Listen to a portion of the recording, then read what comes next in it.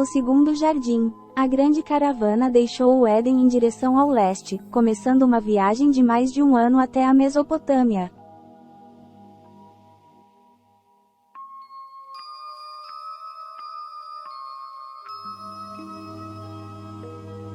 Caim e Sansa nasceram durante a viagem. Eva teve um parto laborioso, mas sobreviveu. Laota, contudo, faleceu durante o nascimento de Sansa, que foi então criada como se fosse gêmea de Caim. Esta filha de Adão chegou a ser mulher de grande capacidade. Casou-se com Sargã, chefe das raças azuis do norte, e contribuiu para o progresso dos homens azuis daqueles tempos.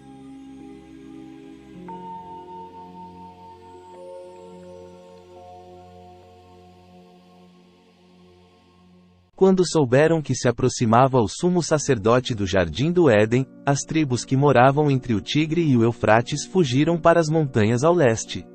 Desta forma se fez pacificamente a instalação dos novos moradores, que trataram de construir suas casas e organizar um novo centro mundial de cultura e religião.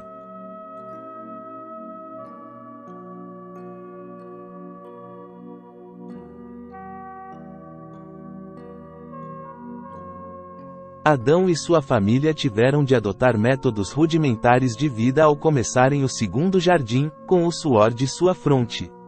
Menos de 2 anos depois de Caim nasceu Abel, o primeiro filho de Adão e Eva que veio à luz no segundo jardim. Abel era pastor e oferecia aos sacerdotes animais de sua criação. Caim era agricultor e ofertava frutos da terra. As oferendas de Abel eram preferidas, o que provocou a inveja do irmão mais velho. Os dois brigavam sempre, e Abel insistia em lembrar que Caim não era filho de seu pai. Quando tinham 20 e 18 anos, respectivamente, Abel em certa ocasião provocou o irmão a ponto de enfurecê-lo e foi então morto por ele.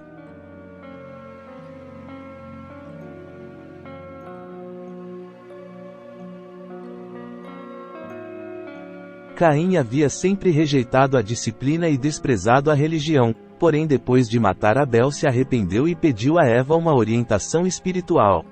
Ao desejar honestamente a ajuda divina, ganhou um ajustador do pensamento.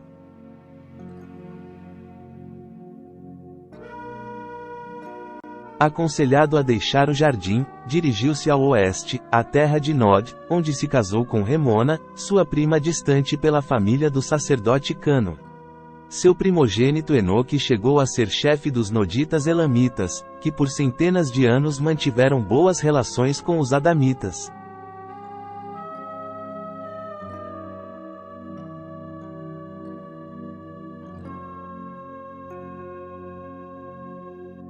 Adão viveu mais 415 anos e Eva 396, depois de enfrentarem, com graça e integridade, a nova situação. A prioridade para os dois, sabendo-se mortais, foi ensinar aos filhos e companheiros destes o que sabiam sobre administração, educação e religião.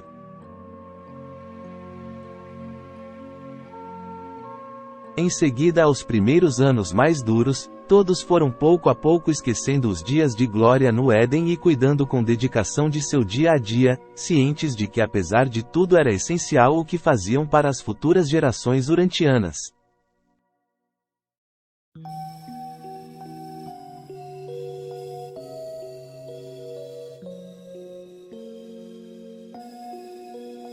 Como haviam levado consigo grandes rebanhos e alguns animais domesticados, mais centenas de sementes e bulbos de plantas e cereais, tinham boa vantagem sobre as tribos vizinhas. Criaram o terceiro alfabeto de Urântia e lançaram as bases do que viria a ser a arte, a ciência e a literatura modernas. Mantiveram a escrita, a metalurgia, a cerâmica e a tecelagem, e produziram uma espécie de arquitetura que não foi superada durante milhares de anos. Adão preocupou-se em deixar tanta descendência quanto possível, de acordo com o seu principal dever, a elevação biológica.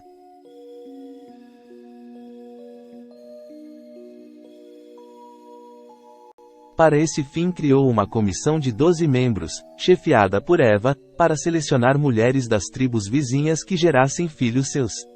Um total de 1.570 delas tiveram filhos e filhas que sobreviveram até a maturidade. Esses pequenos foram todos criados nas tribos de suas mães e muito contribuíram para o aperfeiçoamento genético de seus povos, fazendo parte da poderosa raça andita. Pouco após a chegada à Mesopotâmia, os filhos materiais foram informados sobre sua nova situação espiritual. Ambos haviam recebido monitores do pensamento e ao morrer poderiam seguir a carreira ao paraíso, como os humanos da Terra. Esse fato muito os encorajou na dura transição.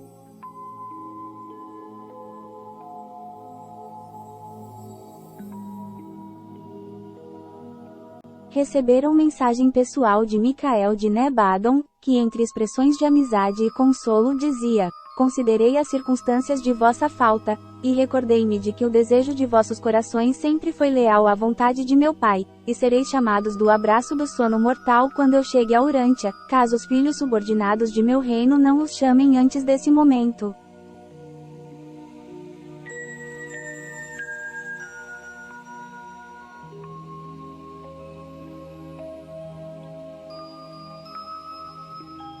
Embora tivesse dúvidas quanto ao seu entendimento, Adão passou a comentar com os seus mais próximos que Urântia poderia tornar-se o mais privilegiado mundo de Nebadon, ao ser escolhida por Micael para sua única encarnação humana em todo o universo local.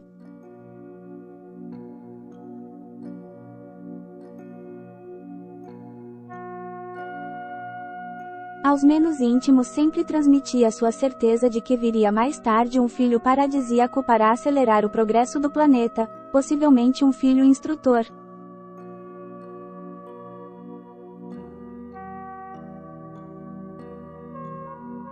Não soube ele, até morrer, que o mal e o pecado em Urântia ofereceram ao Filho Criador um ambiente mais espetacular para revelar o amor, a misericórdia e a paciência sem par do Pai paradisíaco.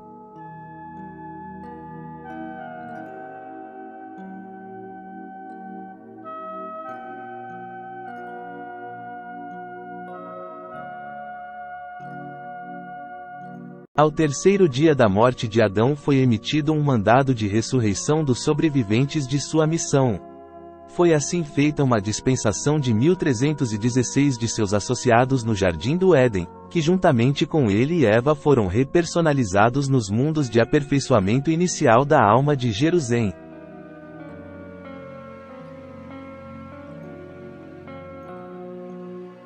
O casal passou rapidamente pelos 7 mundos descritos anteriormente e novamente alcançou a cidadania da capital do sistema, na nova condição de ascendentes. Passado algum tempo, foram designados para trabalhar com os 24 conselheiros do órgão de assessoria e controle de Urântia, onde permanecem.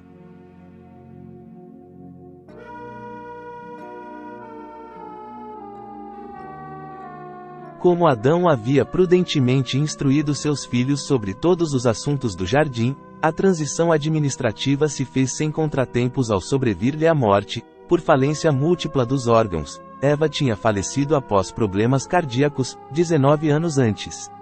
Os governantes civis dos Adamitas foram, por herança, os filhos do primeiro jardim.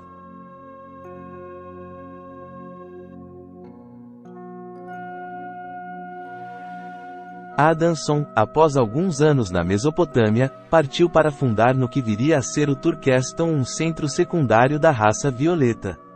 Casado com Rata, a última descendente de pura cepa dos Noditas, ele também daria origem aos quase 2000 seres intermediários secundários. O segundo filho de Adão e Eva no Éden, Evazon, que tinha sido o principal assistente de seu pai até falecer antes dele, foi o pai de Jansad, o primeiro chefe do segundo jardim após a morte de seu fundador.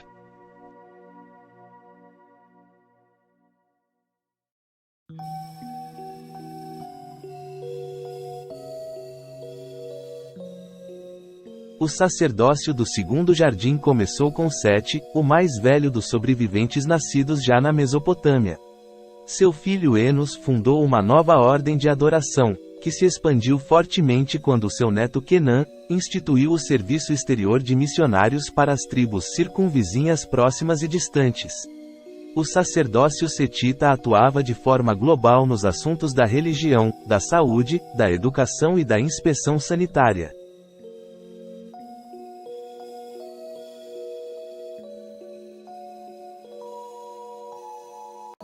Seus ministros estenderam a evangelização até a Europa e ao interior da África, à China e ao Japão, de onde saiu um bravo grupo andita de pouco mais de 100 pessoas que, viajando de ilha em ilha pelo Pacífico, deixou monumentos na Ilha de Páscoa e chegou ao Peru, onde se miscigenou com os nativos e deu origem às dinastias incas.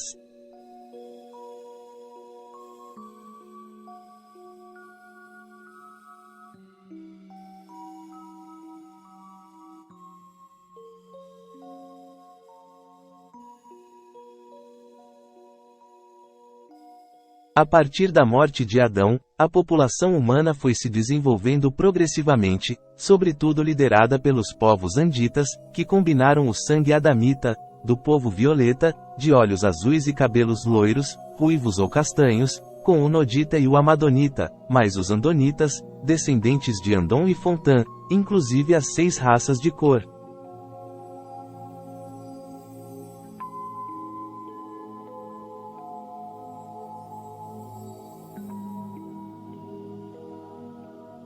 Essa evolução demográfica da Terra, que havia tido contribuições das raças Neandertal e Cro-Magnon, desaparecidas como as raças verde e laranjada, é uma admirável saga magistralmente descrita no Livro de Urântia.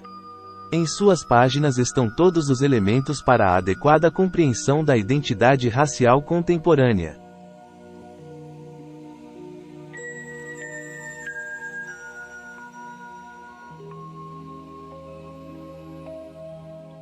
É verdade que nos falta bastante para o ideal dos planetas normais da criação, que também se destinam à era de luz e vida com uma só raça, uma só língua e uma só religião. Porém no livro estão todas as verdades que nos faltam para nos entendermos melhor e vivermos em paz.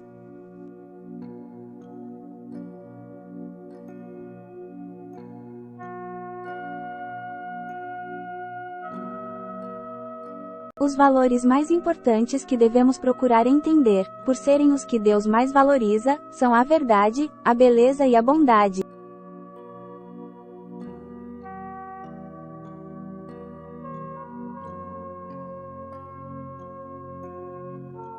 A verdade é a base da ciência e da filosofia, e oferece o cimento intelectual para a religião.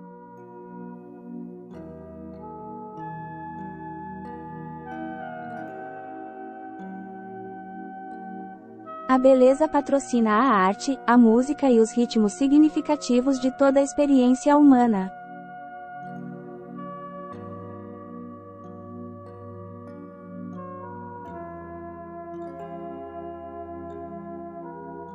A bondade, amor, compreende o sentido da ética, da moralidade e da religião, o desejo de perfeição experiencial.